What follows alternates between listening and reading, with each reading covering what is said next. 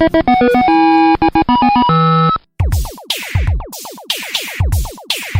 are now booted up and online. We are now in control of your primary operating system. You have chosen the Autoexec.bat podcast. This show is a fan tribute to AMC's Halt and Catch Fire TV show. Not listening is an illegal operation and will result in a program process error.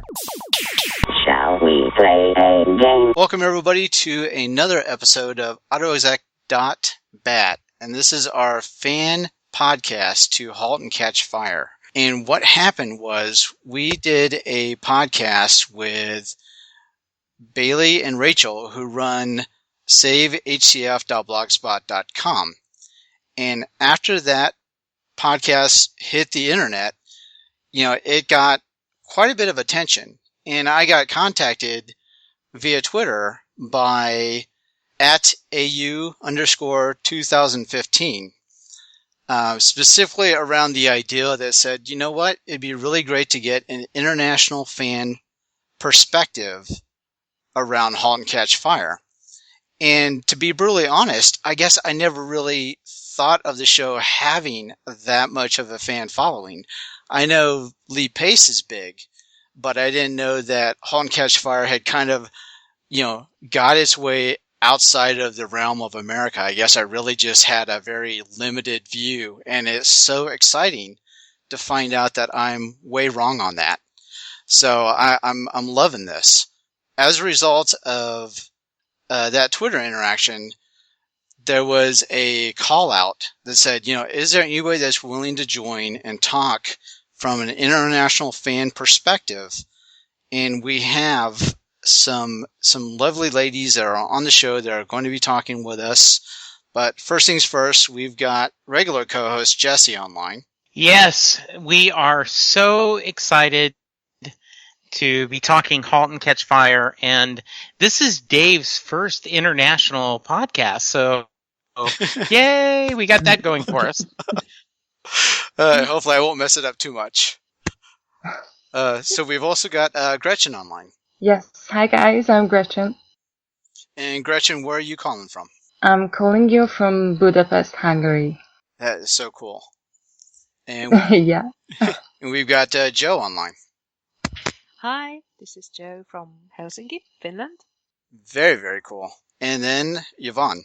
Yep. Hi guys, I'm Yvonne. I'm currently based in Nottingham in UK, but I'm actually originally from Malaysia. So yeah.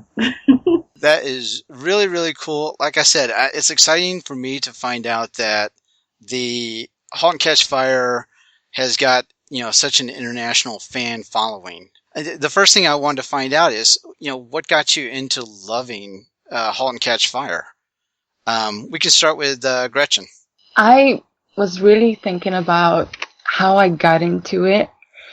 And to be honest, I have absolutely no idea. I think I have seen the pilot episode somehow. And then I felt like this is really good. And it's strange because I don't really stick with series. I just get tired of them and just leave them. But somehow it just got me so much that I kind of got addicted to it on a healthy level, of course. But this is what happened. I can't really explain. I wish I could, but I don't know how I got into it.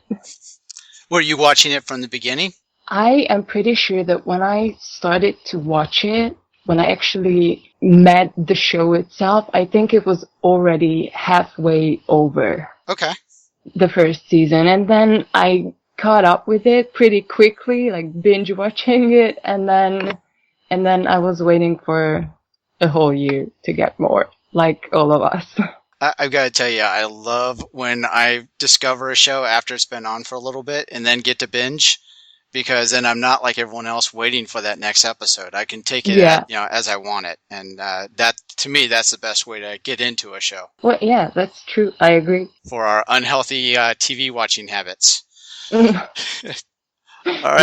All right. What about you, Joe? Much the same with me, I think. I didn't find out about the show until about 6 months after it had aired. in the States, and it happened quite by accident. I was just looking for something new to watch, and I think it was one of the service providers over here who happened to have it, and it kind of looked interesting and looked a bit strange. I didn't know what this name meant, Halt and Catch Fire, so that sort of drew me in, and we watched the first episode, and it looked actually very interesting and sort of got us addicted as well, and we binge watched it also. And I haven't met anyone else in this country who has confessed to having seen it, so I'm probably the biggest fan in the country at the moment. Because it doesn't show here on the regular channels, so I've tried to talk to my colleagues at work about the show, and I do mention it fairly frequently, but every time I mention it again, they are like, what are you talking about? What is this? What was the name? And they just can't get past that. So I've been feeling quite alone here in Finland, so that's why it was great to find this community over on Twitter and find other people there and have nice discussions about the show. You've got your work cut out for you. You've got to convert the whole country over there. I know. I know. I must work harder. Yeah, well, we'll get Bailey and Rachel to work with you. Yeah. We'll do the blog spot. Yeah. All right, Yvonne, what about you? How'd you get into the show? It's quite strange because I did find out about it before the premiere of the show, but back then I was still in Malaysia and there was no way I could watch the show at all. And it sort of I forgot about it until I came to UK, and they released the DVD in summer this year. So I only started sort of binge watch the whole series right before the beginning of season 2. And then at that point, Amazon started to show it here. So I was able to catch season 2 pretty much on time. But yeah, I found out about the show early, but I only got into it this year, which is quite late, I guess. In comparison to others. But yeah, that was the case for me. Yeah, for me, I think it was after maybe the first few episodes had aired for season 1, and I had a friend that reached out to me, and they knew that I loved the 80s and then also was into computers. And it just seemed to be such a great match made in heaven type of TV show to get into, because it married the birth of the personal computer industry for the 80s along with just my geeky love of the 80s. So that's kind of my introduction into it, and then just once I discovered it just, I fell in love with it, and found like-minded people to say they wanted to talk about it on a podcast, like Jesse. Yes, and I kind of found the show just because I was a AMC fan of Mad Men and Breaking Bad, and so I'm like, I'm going to try anything with the show. And Karen, who podcast with me on Castle, had said, because I had him on the DVR, and she said, "This is so good, Jesse. You're going to love it." And sure enough, when I got into it, I really enjoyed the characters and loved how the story was going in different ways than I thought it would. So very happy when Dave reached out to me and said, "Hey, do you want to be on a podcast?" I'm like, "Sure." It's our version of, "Do you want to build a snowman?" His was, "Hey, do you want to be on a podcast?" Nobody needs to start singing that song, though. Okay. Yeah. All right. So, what about your favorite character? We can go around again. Gretchen, do you have a favorite character in the show?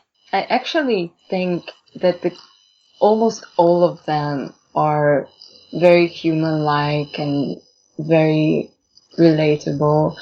But of course, I think Joe is my favorite because I love the human complexity and everything they gave to him, even though they tried to somehow dehumanize him in a way, as much as I see it. But I think he is just so he has so many sides, and it's very hard to figure out what he's into and what he's planning on. I think most of the characters are easy to follow and easy to understand, but he is just a bunch of surprises with a red bow on top, and this is why I like what they do with Joe. Now, we had discussed this probably at length, that Joe was much different from season 1 to season 2. Do you see that too? And do you like a version of Joe that's better for season 1 or season 2? Yeah, I definitely see it. I felt like season 2 Joe, a psychiatrist, and a place he could just lay down and cry for 2 consecutive days and get back to his old self, maybe, hopefully. I think it's like 2 completely different people. Season 1 Joe and season 2 Joe. There are some similarities, naturally, but it's not the same at all. No, he's much different. Oh, yes. All right, Joe, what about you? Favorite character? Yeah, so I'm also a fan of Joe McMillan. He's a really complex character, and as you mentioned in season 2, he is so completely different to what he was in season 1, and I was actually quite shocked how different they made him. It was difficult to grasp at first, and I said at the time when season 2 started that it really felt strange to meet him at the beginning of season 2. So different. But I like that he's not perfect. Well, none of the characters are perfect. Many of them have lots of faults, and that's something that I think I can also relate to. I don't like perfect characters, so this show is ideal from that point of view as well. And I also like Gordon a lot, and I like the interaction between Gordon and Joe. And I would really like to see them connect on a deeper level, hopefully. Yeah, we can only hope that as they get into season 3, based on kind of how Gordon was feeling, about Joe taking his software. Yeah, it'll be interesting to see if they can get to amends and get back to that place where they can work together. Yeah. So Yvonne, It's interesting to try to pick a favorite character, because I remember at the end of season 1, I was trying to figure out who was my favorite character, which I usually tend to have for a show. But it was very difficult because all of the main characters are so different and same at the same time that it was very hard to pick one. And by the end of season 2, I think I just started leaning more towards Donna and Cameron, just because I guess they're just such strong female characters. At the same time, they're so vulnerable and they're kind of unpredictable to a certain extent. You don't really know what's going to happen with them because they do use their emotions a lot to make decisions. So yeah, I think for me, probably in the end would be Cameron and Donna. we're going to be good friends now because you're the only one that's been on the side with Cameron with me. Really? In my professional career, I work in the IT industry, and I see a lot of people like Cameron. So it's not that I condone the way that Cameron acts, but I see that type of person in my professional career. So I know that, the character is being played pretty accurately as to how a person would act if they were a techie type person and that was just their main focus. They're more comfortable working with a machine than the interaction skills. So they're going to make just really random, harsh feeling decisions, because they're trying to protect their baby, their technology. Yeah, definitely. Because for me, because I'm a PhD student, so you do end up meeting a lot of colleagues in the PhD postgrad world that in some ways they are sort of that obsessive with their research. So I do see parallels between being a postgrad student and just how Cameron is. So I guess that could be a reason as well why I do prefer Cameron. Yeah, and it's not like you're looking to be best friends with her. You just understand her based on your background. So yeah, and I feel that I've had to justify that, her actions to Jesse more than once. Jesse, I know your answer, but No, I was going to give it a pass. I was not going to talk about. I acknowledge that, the actress, Mackenzie Davis is doing an amazing job at Cameron. But I'm just saying we should not give in to her quirkiness, empower her, enable her bad behavior. That's all I'm saying. She's a techie. That's okay. She still can be, sometimes unwise.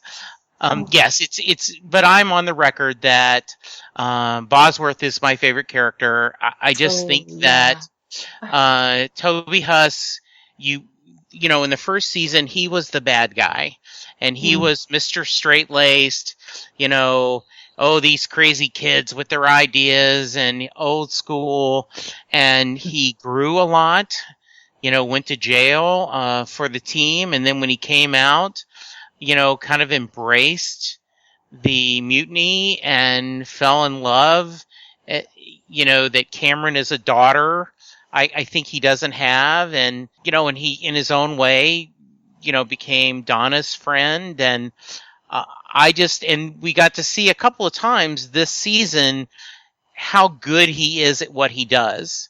It's easy to love Joe and Cameron and Donna, and I do agree, this is a really strong cast. But if I had to pick one, it would be Bosworth. Bosworth definitely does a lot of... he doesn't do a lot to hate him, whereas the other ones kind of do things that you go, God, that was bad. That was not nice, or whatever. Yeah. But I don't think he's really done anything other than maybe because he was so into his company before, he was probably didn't help his family relationship. Right. But then he gave his son a car, and everything's okay. Yeah, and I love the fact that he, did try to repair his family, and then our co-host who wasn't able to join us, theory is that the reason Bosworth's going to California is he wanted to give his son a chance to shine. And I love that theory. I don't know if it's true or not, but in my mind it is, and I just think that's amazing. Yeah, no, I agree. Like, Bosworth is a very interesting character. Like, he's one of the only characters that I would have wished to see more of in terms of his storyline, because in season 2 that did happen, but it'd be nice to see more of him in season 3, because he's very interesting. Yeah, I agree. He's a daddy to all of them. He is. He's the old man sage for all of the programmers there at Mutiny. It'd be interesting to see how he adapts to being on the other coast, the left coast. Yeah. What is your least liked storyline from either season 1 or 2? Let's start with Joe this time. I really liked season 1, actually. I can't recall any storylines that I would have liked to get rid of in season 1. At least not off the top of my head. But season 2, I wasn't very keen on the Gordon storyline. Well, I did like the way he was trying to get his own business off the ground, but then everything else felt a bit unnecessary, in my opinion. It would have been interesting to see more of his company and the kind of challenges that he had to deal with that. It wasn't handled very in depth as far as his company was concerned. That would have been interesting to see. Yeah, you're right. As he would have been able to work with the those guys that he was getting together to help build the hardware of the the computer and do the custom orders for the computers. It would have been he barely they had barely started, and then they already they left. Right. So it's a bit abrupt, perhaps. Gretchen? So much with Joe on this one, and also I know that this is so common and everything, but I actually really disliked that in season 2 they turned Joe into kind of an anti-King Midas, and whatever he touched, even if it was gold, it literally turned into garbage.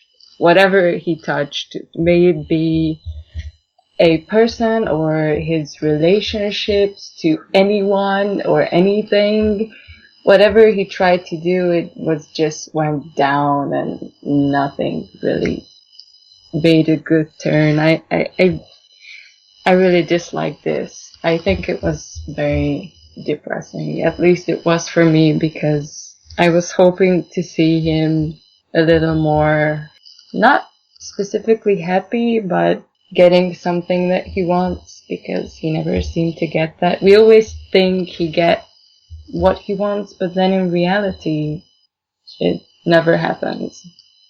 So I think I didn't like this kind of torture that every episode I felt like, oh no, it's Joe again. Perfect example of that was when he was in that meeting and they were like, well, we just wanted to see, I forget how they phrased it, but we just wanted to see a psychopath or whatever it was in the face. And it was just kind of like, wow, just beat him up while he's down. Why don't you? Yeah.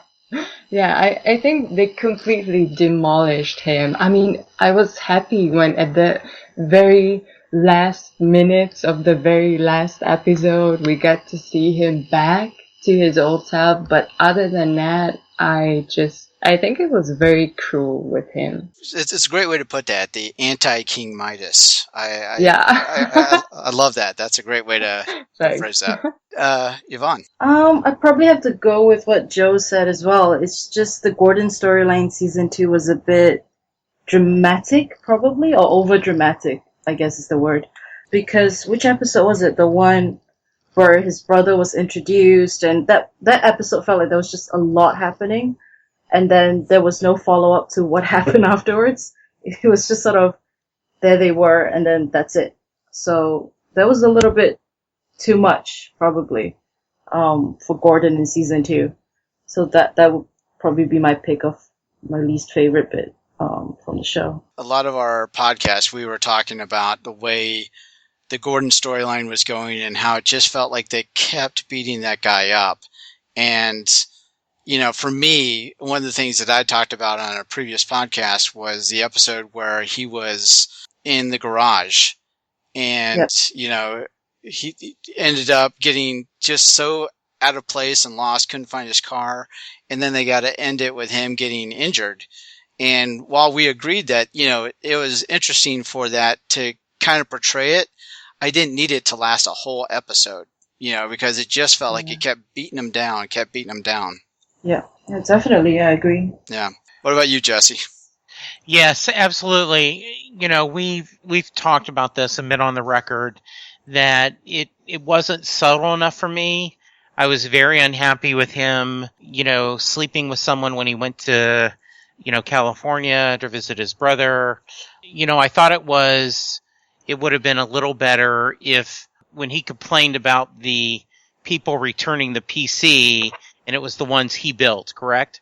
So that way, it was kind of a little more subtle, because I think in a lot of ways this is a subtle show. This doesn't beat you over the head. And this storyline was depressing. It beat you over the head. And I don't know if it served a purpose in this journey. So I absolutely agree with that. Just not a lot of fun. Being out of the United States, are there any aspects of kind of like the birth of the personal computer industry that you see fictionalized on the show that are kind of similar in the country that you're in?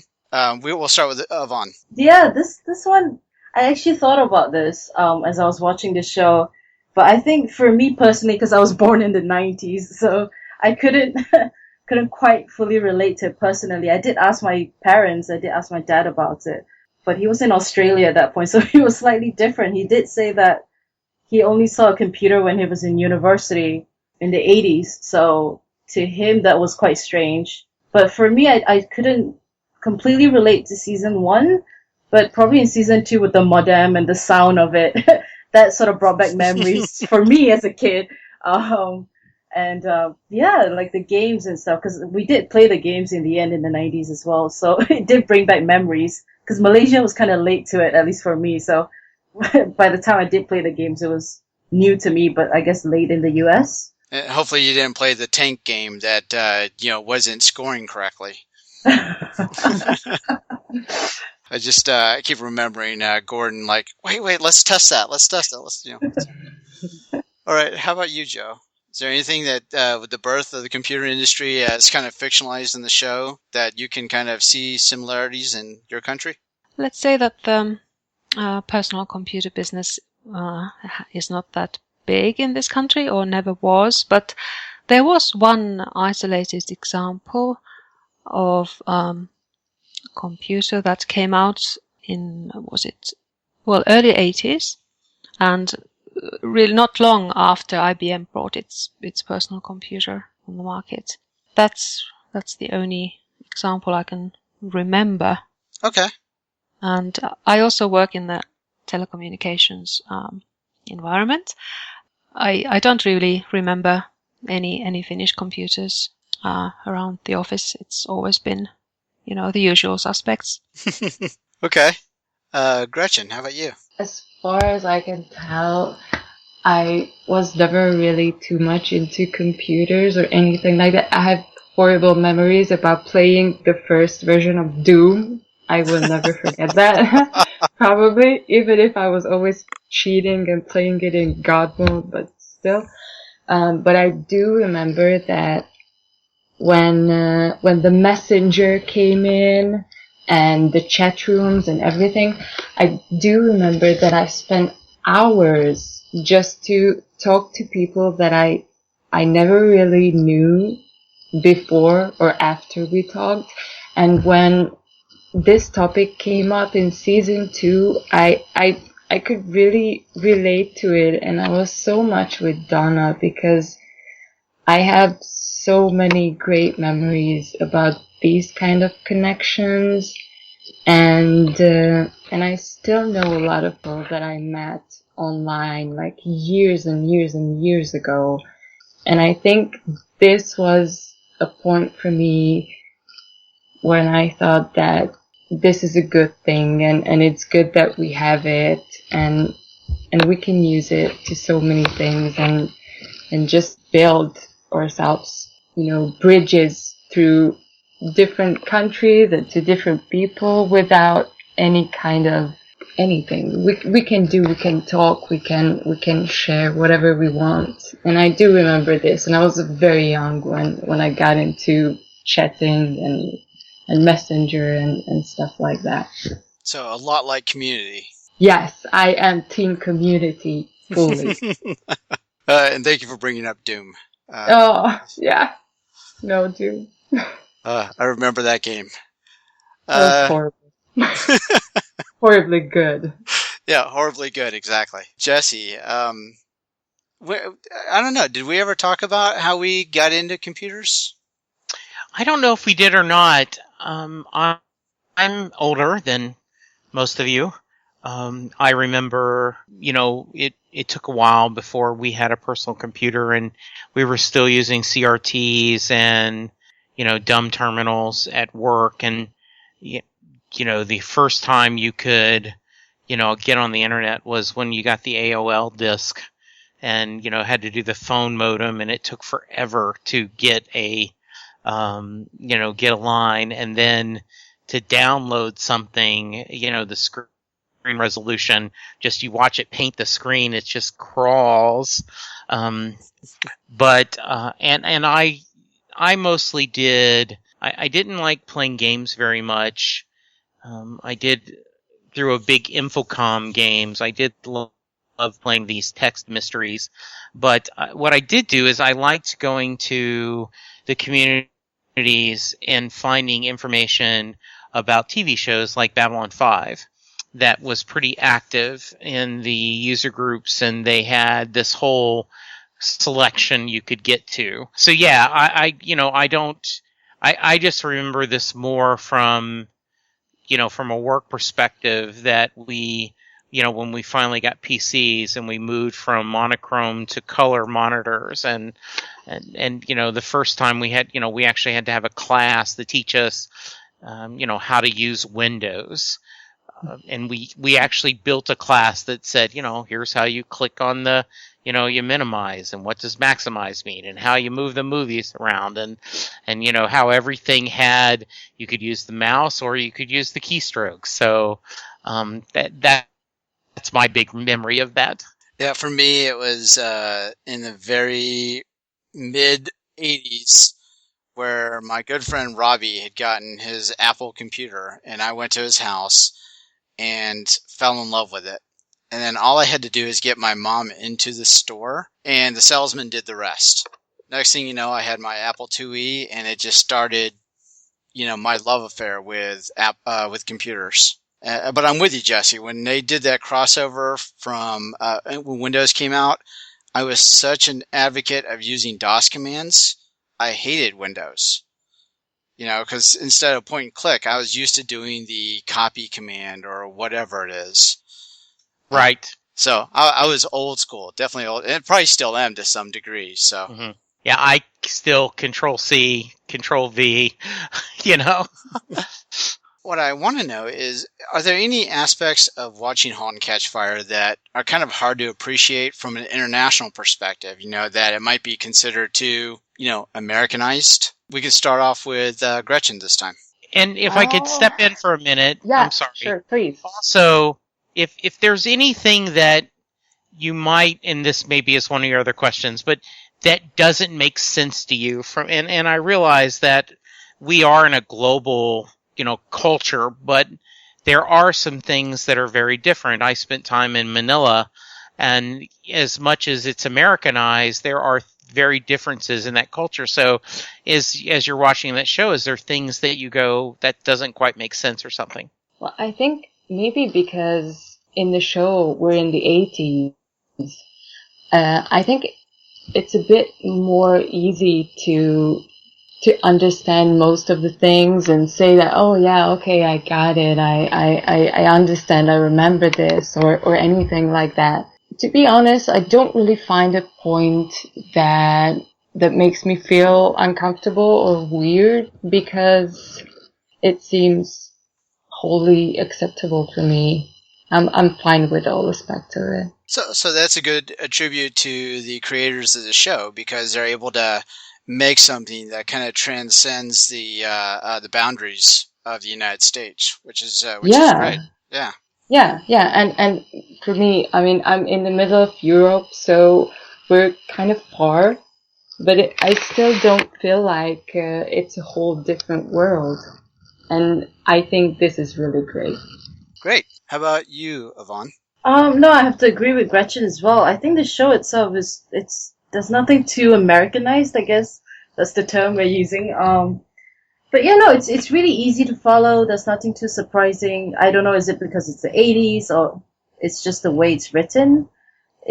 Or maybe we're just too exposed to American TV now. I don't really know. I did think about it. I was like, is it because I watch too much American TV, or like what is going on? But I don't know. There's nothing too absurd or hard to understand. Okay, so everybody's kind of relatable and not too over the top. And as we were saying, the production of the show is, keeps it relevant. So, which is great. Joe, what do you think? Well, I agree as well. I was able to relate to most things in the show, and there was nothing really alien. Well, maybe some of the tech talk, a bit too detailed for my liking, but everything else is just, it obviously worked, and because we were hooked.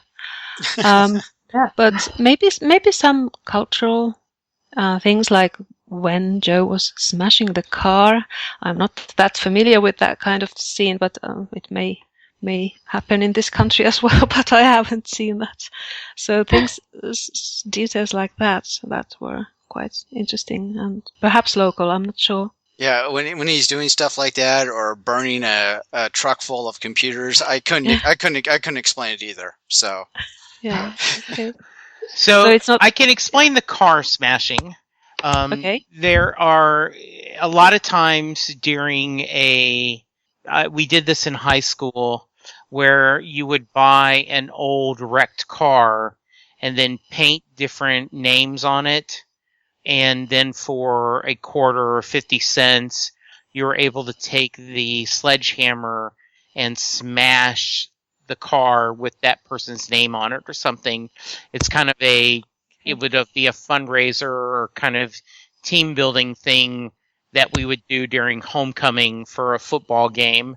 American football and homecoming is kind of a big thing in the fall, for high schools and colleges. So that's what I assume they're doing. It was at a company picnic, and so that was just kind of a way to, because people like breaking stuff, and that was it. Now, why he blew the whole truck, I still don't understand. I don't think if the show gets 10 seasons, I will never understand that. And maybe he was just very fond of that story, the Scottish story, the legend. It had made an impression on him. All right. So do you have any kind of hopes or predictions for what you want to see for season 3? We can start with Joe this time. I remember what Bailey said about Joe, how she would like to see Team Joe in season 3, and I kind of agree with that, especially since Joe was so let down by everyone in season 2. I find it hard to believe that he would actually even want to have that many connections with other people in season 3. So, but I would like to see how he builds his new company. He's got this huge office there, and it was all empty, as we saw at the end of season 2. But I assume he will start employing new people. So it will be interesting to see who those people are and how they interact with him, and also how will he reach out to Mutiny now that all the old gang is over there. Will he reach out to them? I have a feeling that he wouldn't want to do that because he was so deceived by all of them.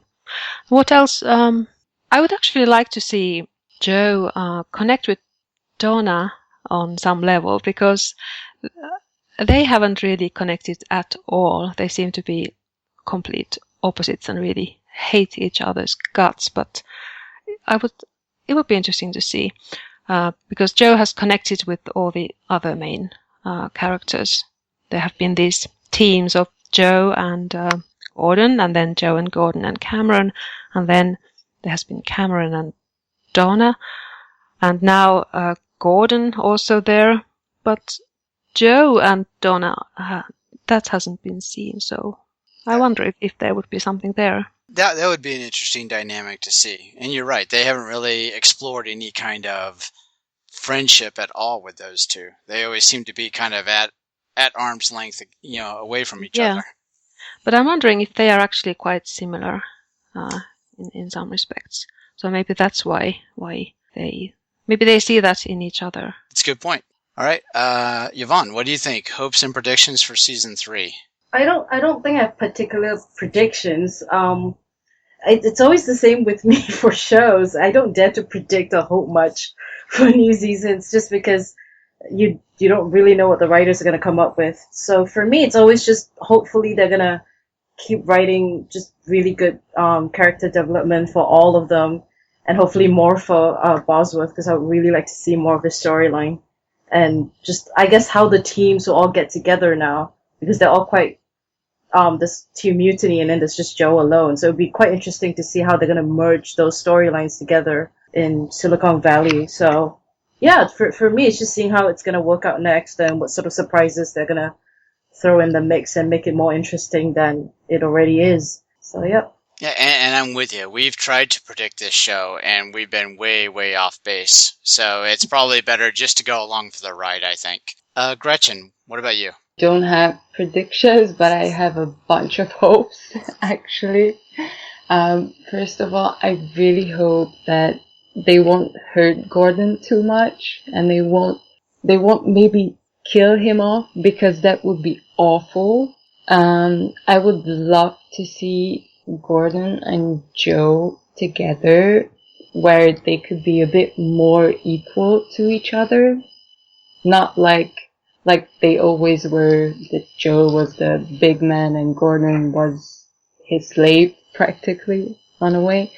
And I really wish that they will find a golden path for Joe, because I feel like they did two whole different things in the 2 seasons for him, and I just hope that they will balance him out somehow and just find a path where he could go without going completely crazy this way or another. Yeah, I would definitely like to see him more stable. Yeah, and I really do hope that they won't try to force any kind of love thing for him for only one reason, because I am concerned that nothing will be convincing enough as far as love goes for Joe, because I feel like he doesn't love himself at all, and until he doesn't learn to love himself, I don't think they can convince me that he can love anyone else. Wow, now that's just way too deep. Oh yeah, I know. This is how I roll. What about you, Jesse? We have talked about this. You and I have not done a great job of predicting things and going on. No, not at all. And I love that about the show. Selfishly, I'd love to see Bosworth get a love interest, though there probably isn't room for that with as already as heavy of the cast is, but I would like to see that. My wish is that Gordon becomes a little more normal, and that we get away from this kind of storyline that we've been in. I understand you can't drop it all together, but at least some of it, I want it to go away. And, we'll go from there. Yeah, for me, I would love to see the whole gang working under one umbrella, but I just don't see how they'd be able to get Joe as part of, that mutiny team. Mm-hmm. Without forcing him into that scenario or them under his, new empire. Right. But I would love to see that, because, we went into season 2 where we had tried to make the prediction of who would be running what part of the, that part of the company in mutiny, and we were way off base, because obviously they kept them apart. But, it'd be interesting I'd love to see that dynamic of them all being under the same, company umbrella and working towards one goal. Yeah. I just don't know how they would do it, and it would be surprising to see it. Yes. Which is why I watch, because, they continue to surprise me. Yes. I have a feeling that it might take a couple more seasons to get them all working together. So hopefully we'll get those seasons. Yes, hopefully. All right, Jesse, did you have anything you wanted to ask the group? No, I am curious, how much of a delay is it for you getting the show? And do you end up watching it via other methods, or do you catch it on your version of broadcast TV? We'll start out with Joe. I did catch the first season purely by accident 6 months after it first aired in the US, as I said. But then, as I loved it so much, I really wanted to make sure that I catch the second season as fresh as possible. And I was getting quite frustrated because I couldn't really find it anywhere. But then some kind soul on Twitter alerted me to the fact that it was Seymour who was showing it, the second season, only with 1 day's delay to the premiere in the US. So I managed to get that package, and then I only had to wait a day until I got each episode. But I was so curious, and I wanted to know what happened before I actually saw the episodes. So I was up at 5:00 every Monday morning, finish time. Mm-hmm. So I was watching the tweets. So, wow. So I kind of knew what was happening, but it was interesting if you know what's going to happen, that's not enough, because this show has some kind of special magic. You really need to see the actors do their magic, and you need to see the whole show, the colors, you need to hear the music. And I think if any one of those ingredients is missing, then you can't really get what the show is about. So okay. Gretchen, how about you? Is it available on broadcast TV, or do you have to go to the dark webs to get to see it? I saw the first season online, which was good because I was able to binge watch it. But I saw the second season online as well, but AMC is actually available in here. So it was, I don't know, maybe just 1 or 2 days delayed in here than it was originally aired in the US. So we were kind of lucky with it. Okay, good. Yvonne? For UK, it's a bit easier now. I think there's a day delay for Amazon Prime.